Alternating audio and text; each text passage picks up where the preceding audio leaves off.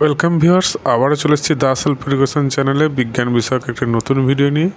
আজকের এই ভিডিওতে আলোচনা করব অনেকেই আমরা এসিতে টন বলতে কি বোঝায় সে সম্পর্কে জানি না, অথচ এসি কিনতে গেলে আমরা এই টন কথাটা শুনে থাকি। আমরা আজকে এই ভিডিওর মাধ্যমে জেনে নেব টন আসলে কি। তার আগে যারা চ্যানেলে প্রথমবার এসছো আমি অনুরোধ করবো চ্যানেলটিকে সাবস্ক্রাইব করে পাশে থাকা বেল আইকনে ক্লিক করে অল নোটিফিকেশান অন করে দাও।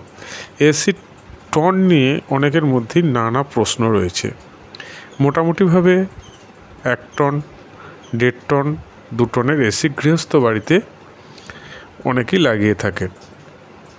এসির এই টন আসলে কি এটা জানার কৌতূহল অনেকেরই থাকে, বিশেষ করে যারা নতুন এসি কেনেন তাদের এই টন কথাটা শুনতে হয়। এই এসির টন আসলে একটি ইউনিট নির্ধারক, অর্থাৎ আপনার ঘরের মাপ অনুযায়ী 1, 1.5 কিংবা 2 টনের এসি লাগাতে পারেন। এয়ার কন্ডিশনারের টনের সঙ্গে এর ওজনের কোনো সম্পর্ক নেই।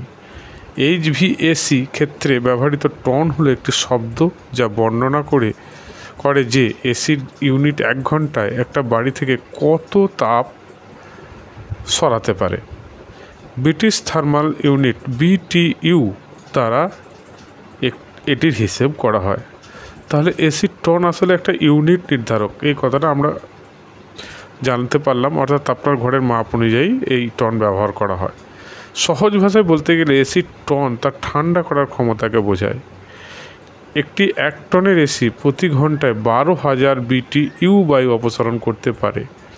একটি 3 টনের এসি 1 ঘন্টায় 36,000 BTU বায়ু অপসারণ করতে পারে।